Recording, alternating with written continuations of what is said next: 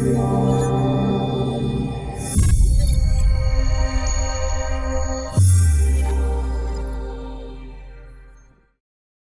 of hands, who among you have ever written down New Year's resolutions when you were younger or recently?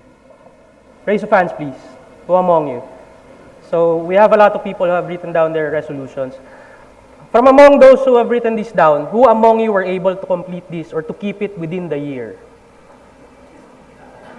We have 2. So out of 200 participants, that's 1%. Actually, there are studies that show that only 46% of people who write down their resolutions are able to keep it within 6 months. And then only 8% are able to keep it until the end of the year. By the way, when we were younger, in my experience, when I was in grade school, our teachers would ask us to write down our resolutions, for example, first day of the year. So, being in grade 1, grade 2, grade 3, what would be the common resolutions? I would write down, I will not be listed as noisy or standing. I will not fight with my classmates, with my best friends. Anything that would impress your teacher, right? And then as you grow older, you write down more complex goals like this one. So we write goals like losing weight, being healthy, saving up, learning to invest, reading a book.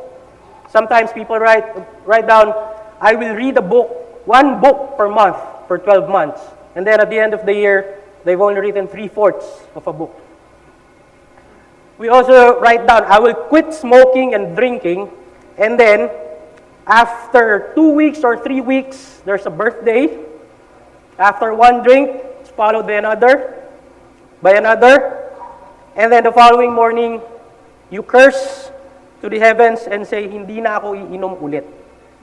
Right? Who among you have experienced that? Very few, So, a lot of people here don't have vices. Good.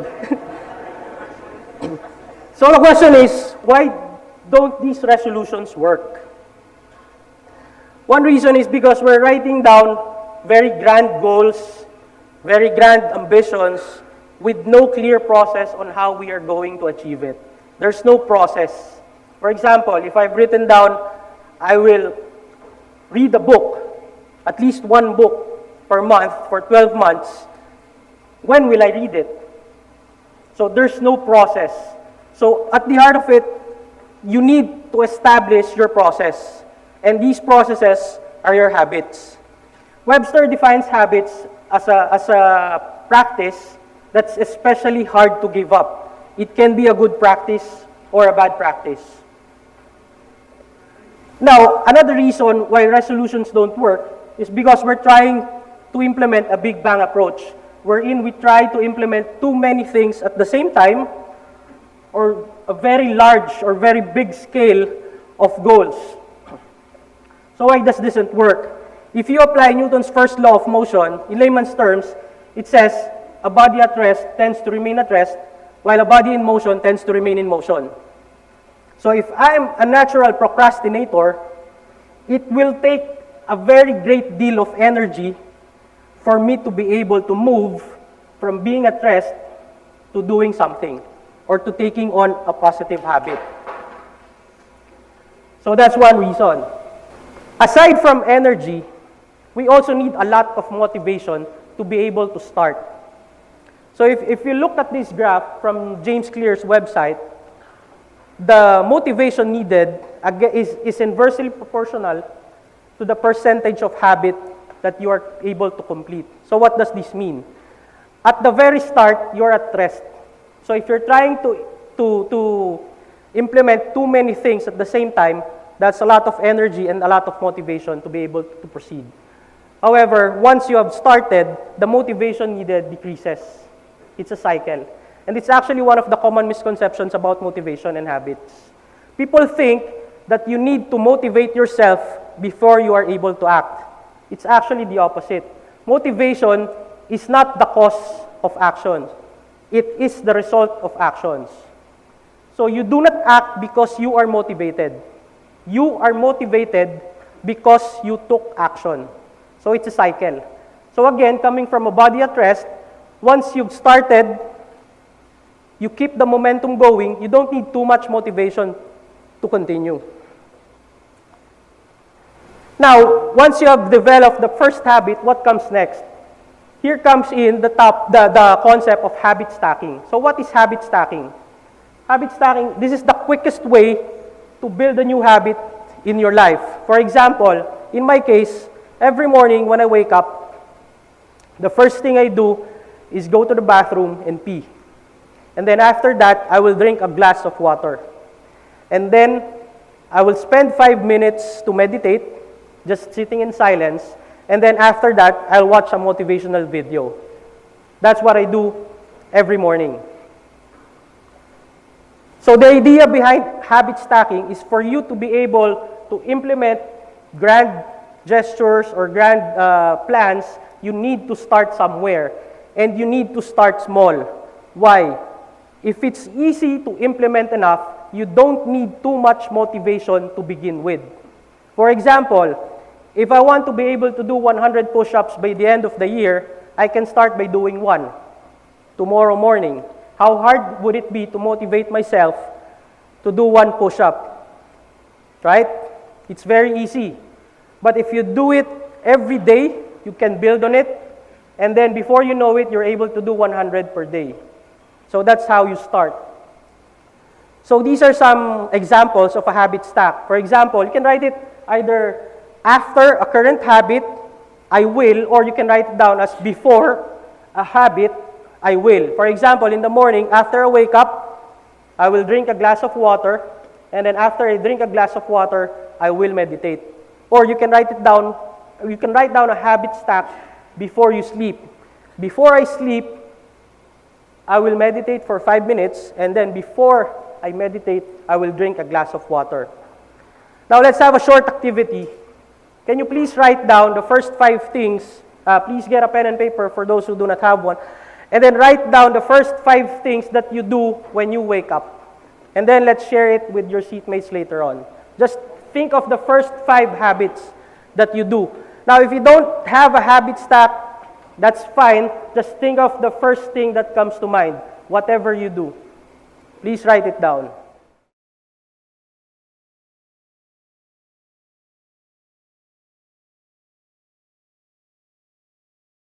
So what are the common ones? Who can give examples? Anyone here who wrote down, I pray after waking up? So a lot of people do that. Some people would say they meditate. Do people here, are there other people here who meditate in the morning?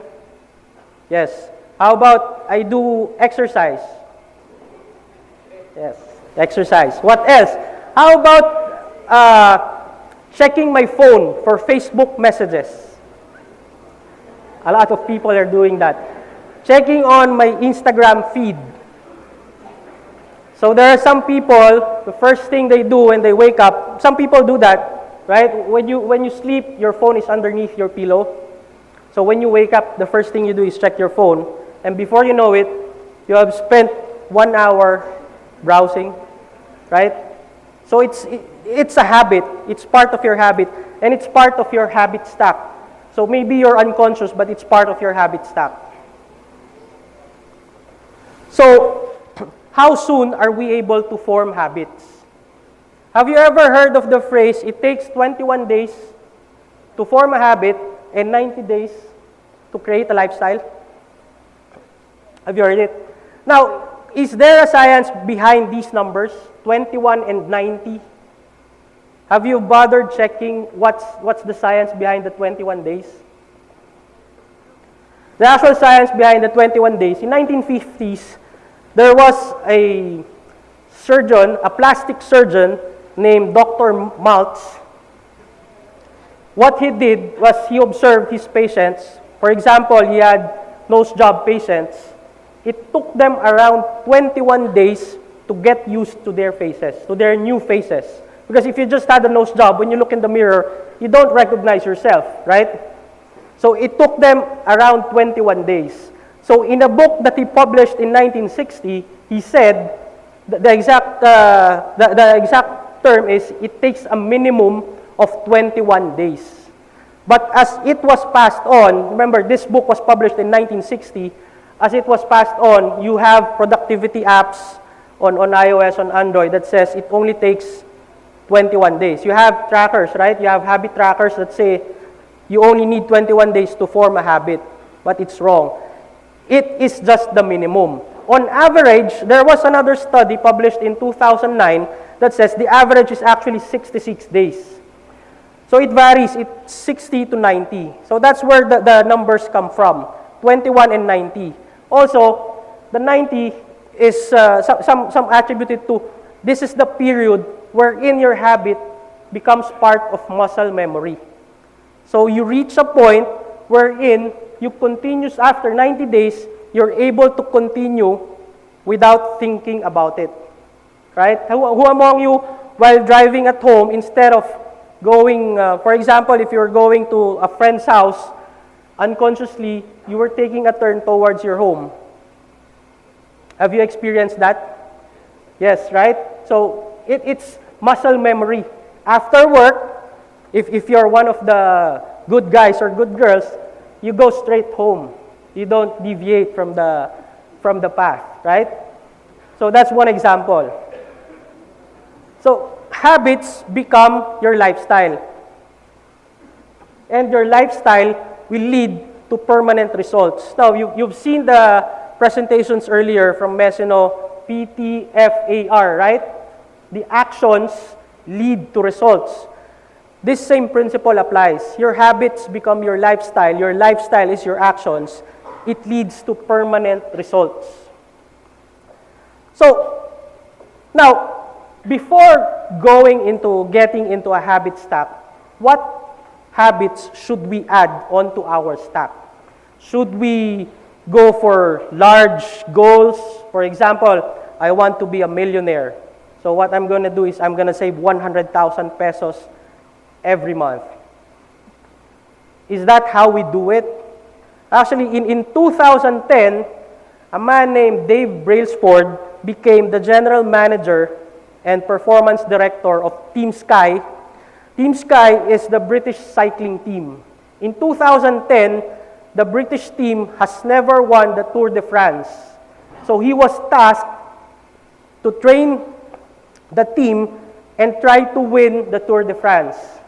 And he believed that to be able to win, we just need an aggregation of small gains. And he explained aggregation of small gains as a 1% margin for improvement in everything that you do. So what did he do as the general manager of Team Sky? He sought for anything wherein they can improve by at least 1%. So what did he do? He checked the ergonomics of the seats, of the bike seats. They looked for improvements there. They looked for improvements on the weight of the tires. They looked for improvements on the nutrition of the athletes. They looked for improvements on, what else? Even the pillows that the athletes use to be able to get a good night's sleep. They also look for any other opportunities where they think their opponents would never look to. For example, they even prescribed a way of washing hands for the athletes to avoid infection. So they sought those 1% improvements in everything they do. And then Brailsford's goal was, after implementing all of these, the target was to win the Tour de France in 5 years. And he was wrong, because they did it in 3. So in 2010, that was the time he became the general manager. And then in 2012, the first British to win the Tour de France was Sir Bradley Wiggins. And also on the same year, the British cycling team took home 70% of the gold medals available in the Olympic Games. And then the following year, using the same principles of marginal adjustments, Chris Froome won the Tour de France. So imagine you're just doing 1% per day, but you're accomplishing a lot in the long run. Who among you have watched the 2003 NBA Finals Game 6, wherein Ray Allen took that 3-point shot that tied the game? Who saw it? So, Miami was down. Ouch, right? Miami was down 3 points. Chris Bosh gets the rebound, dishes to Ray Allen, and without looking at the floor, he took one step back, and he knew he would be beyond the three-point line and would be in a position to tie the game. And he also knew that he would be inside the court, so he won't be stepping out of bounds. That moment did not take place just there. It took him a lot of 1% marginal improvements in practicing his catch and his release, and even his step back jumpers. So it took him a lot of years to practice. So it's not just winning the moment. Sometimes we overlook that, we overemphasize the achievements, these grand achievements, and forget to think that these achievements took place a long time ago with those 1% marginal improvements. So using this chart, for example, if you try to be a better person at least 1% per day, or at least, or the opposite, if you get worse 1% per day, if you're looking at it on a daily basis, the difference is very small. It's just 1% and minus 1%, right? It's very small. But if you look at it, for example, on a 365-day period, the difference is distinct. For example, if you apply it on trading, I start off with a 100,000 peso portfolio. If I win 1% per day, if I gain 1% per day, at the end of the year, that would amount to 3,778,000 pesos. Now, if I lose 1% per day, after 365 days, I'll be left off with around 2,500, rounded off to 3,000. So see the difference, what 1%, plus 1%, and minus 1% can give you. So in order to now going to my previous discussion on previous topic on habit stacking, instead of going for very grand goals, you just need to start with something. You need to start and try to be a better person every day. Like for example, if you want to be healthy, you do 1 push-up per day, you add on to it. If you want to read a book, if you want to finish 1 book per month, you read 5 pages per day. Using the first law of motion earlier, for example, if I'm just starting to read a book, what is the most difficult part of reading? Page 1, right? After you read page 1, you can go on to page 2. So the hardest part is just opening the book, getting the book and opening it. If you want to hit the gym, what's the hardest part? Cap would always say, what's the hardest part of going to the gym? It's the actual action of going to the gym. Because when you're already there, you're already there. You won't just go there and then go home, right? You're already there, might as well lift some weights or do some cardio. But the hardest part is that start. Now that start, in every day, whenever you start, you are faced with these small decisions. It's either you decide to do a good habit, to start a good habit, or to procrastinate and just lie back on your bed. Now, Tony Robbins said, in those moments of decision is where your destiny is created. Also, Jim Rohn said, success is a few simple disciplines practiced every day, while failure is simply a few errors in judgment repeated every day. So always think of 1%. Either you do 1% better or you do 1% worse. And then think long term, if you do this continuously on a daily basis, at the end of the year, the difference will be a lot bigger. You won't notice it looking forward. You will notice it when you look backward, when you go back to the previous year. So, before I end my discussion, I'd like to pose on a challenge, actually. In 90 days, how we apply these concepts, remember we discussed earlier 21 days and 90 days, right? So in 90 days, how many habits can you add For example, if I start a habit tomorrow and I do it for 21 days, and then on the 22nd day, I add another habit, how many new habits can I develop after 90 days? 4 habits, right? So 4 habits.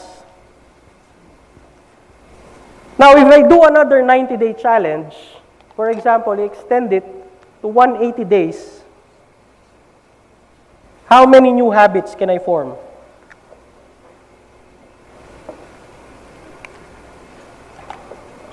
This is from day 0, 90, you get 4, you add another 90 days. How many new habits have you formed?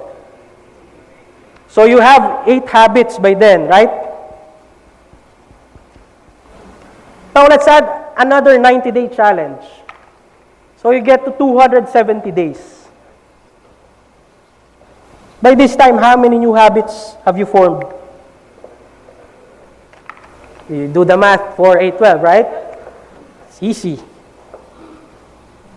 Now what if you do 360 days? So you did 4 90-day challenges, you reached 360 days, how many new habits have you formed? Is it 16? Can you check your calculators, please? 360 divided by 21. Is it 16? 17, and how many days left? How many days in excess? Plus 3 days, right? So you get 17 habits.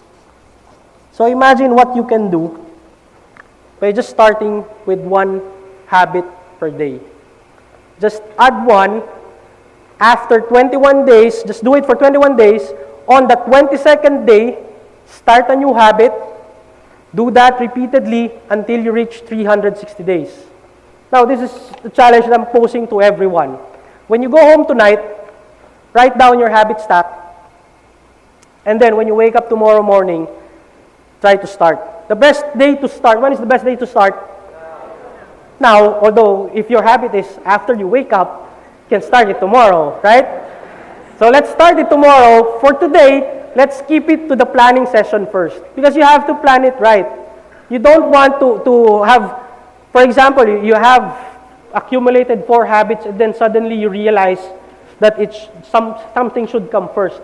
Because after 90 days, again, remember, it will become part of your muscle memory. So it will be harder to rewire your brain to be able to do it subconsciously. So think of the habits that you want to do. For example, you can have habits when you wake up in the morning. You can also have a habit stack of the things that you would do before you sleep. If you're working like me, you can also have a habit, the first few things that you will do when you reach the office. By the way, for example, in my case, since I work full-time, the first thing I do when I reach the office is drink water. After that, I fire up my laptop, and then I log on to the timekeeping system. And then after that, I approve any change required. And then after that, I read my emails. After reading my emails, I will do the most important task that I have set for the day. After that, I will approve leave requests and everything. And then after that, I'm free to do trading at work. So that's the key. If you're able to write down your entire habit stack, it will be unconscious. You'll do it unconsciously. You won't be spending too much time deciding what am I gonna do next. And at the same time, you're sure that on a daily basis, you get something productive done at work. Now, if you're not working, you're a full-time trader, you can have a habit stack for what you will do before the market opens. For example, you would want to scan all charts from to go to ZHI before market open. You can also have a habit stack after the market close. For example, after market close, I will journal all my trades. You don't put it off until the weekend, until it gets piled up and you forget to do it. You build the habit. So this is the challenge I'm posing to you, everyone, including me. Tonight, when you go home, you write down your desired habit stack and then start tomorrow. And then, I will ask Cap to invite me again to speak here next year after 360 days or change, depending on the schedule, so I can present what I did for 360 days. And hopefully, everyone here will also have done the same. Now, it's either you choose to do it or not. But if you choose to do it, there's nothing to lose, right? Is there anything to lose if you try to do this? No, right? So that's my challenge for everyone. So I hope to see you again next year. Thank you.